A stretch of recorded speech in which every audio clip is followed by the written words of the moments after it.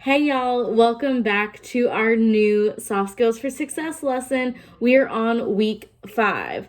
And like I said, I'm Miss Faith, for those of you that don't know, but I have been loving this and I'm so excited to get into our new lesson. We have been talking about all kinds of great things: flexibility, advocacy, persistence, teamwork, and now we're going to move into week 5. But real quick, I did want to quickly go over what I talked about last week. So, like I said, if you've missed previously, if you've missed a lesson, go back and check the event page on Facebook or the DSA of Greater Charlotte's YouTube channel so that you can watch all of those. But I'm going to give you a little recap of last week.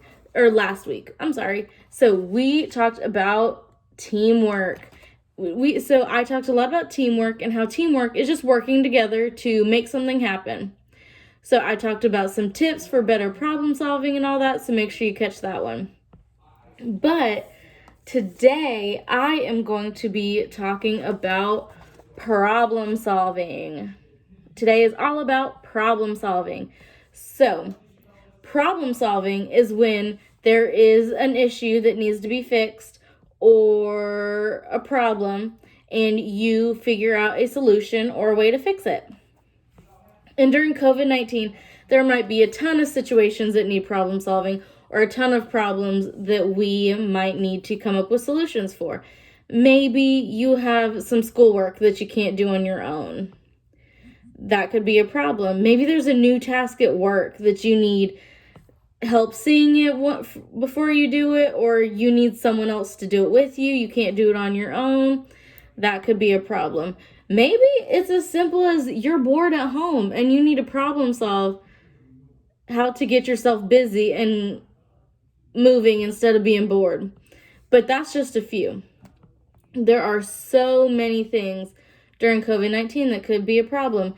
Maybe you need a snack, but you're not sure what is left in the house for you to have a snack. Maybe you want to make a snack, but you need to find some sort of recipe or steps to be able to have it.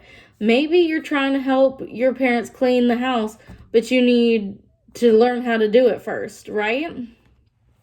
So there could be all kinds of problems and situations that need problem solving during this season of COVID-19. So because of that, I am going to go over 4 steps to problem solving. And these are 4 steps that I think would help you guys be more beneficial in being able to come up with a solution that works.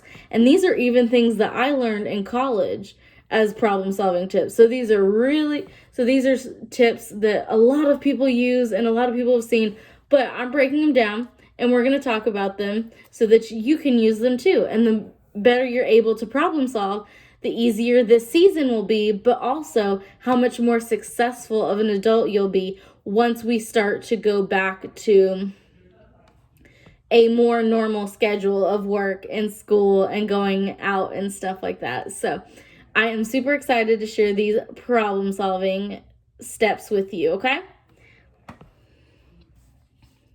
So I have a little paper that shows all 4 steps right here.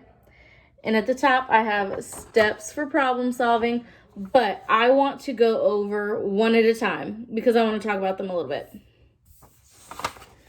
So first, number one is figure out what the problem is. So to be able to problem solve, first we have to find out what the problem is. If we don't know what the problem is, we're not able to brainstorm any solutions or try any solutions, right? So you have to figure out what the problem is. If you're having a hard time, take a minute to try to figure out what the problem is. If you're feeling antsy and upset, is the problem that you're bored and need to come up with an activity or find solutions to get you moving? Are you upset because you're hungry and need to figure out a way to make a snack or a meal or whatever the case may be? So first things first is identifying the problem or figuring out what the problem is. once you figure out the problem, that's going to be step number 1. Because once you've got your problem secured and you say, this is the thing I'm struggling with, I need help with, I need to problem solve, then you can keep going in the steps and actually make a way towards some possible solutions, right? So that takes us on to number 2, which is come up with possible ways to fix it. So next, you want to come up with possible ways to fix that problem, right? So you want to come up with as many possible solutions as you can.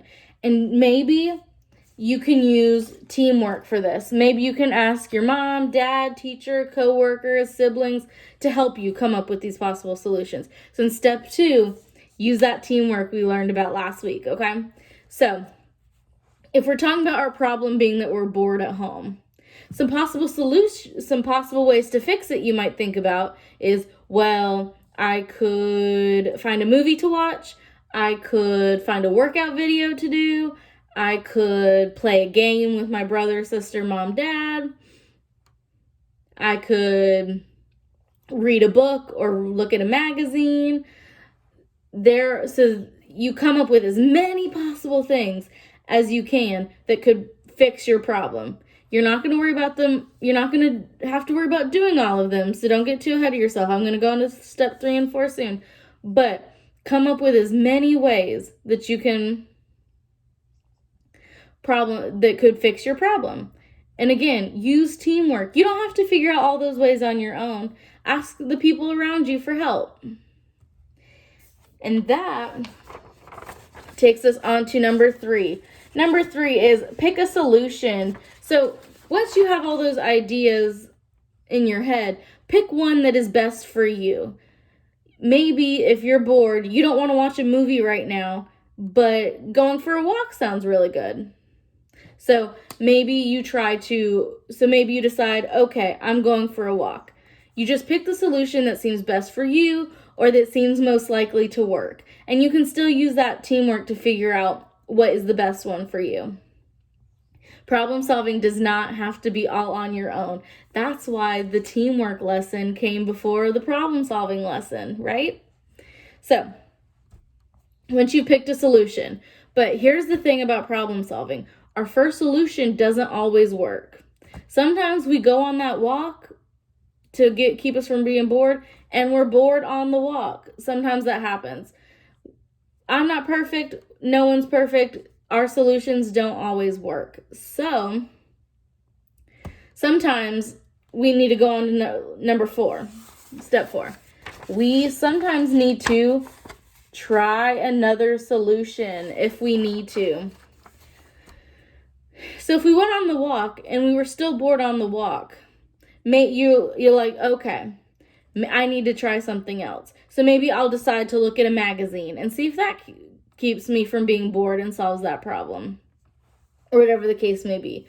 So there are times we can stop at number 3. We picked the solution best for us. It solves our problem and we're golden. But sometimes we need to go into step 4 and pick another solution. That's why it's so important to use the help around you and teamwork to come up with as many possible ways to fix your problem as possible. So that if one doesn't work, you can try another. And that's part of that persistence I talked about earlier in our lessons, right? So try another solution, keep being persistent in that problem solving. And so those 4 steps will really help solve our problems.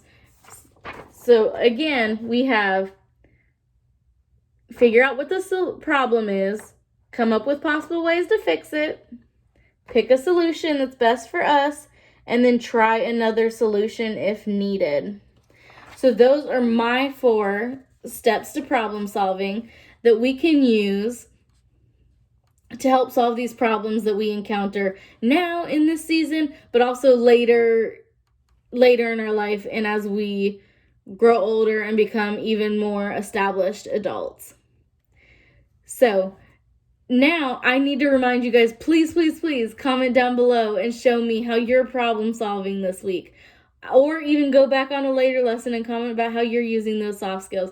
I would love to see you guys practicing these soft skills for success. I really hope you guys have been enjoying these and all that. Even if you just want to say, hey, some of my Camp Holiday friends, whatever the case may be, I want to see your comments, pictures, videos, whatever the case may be.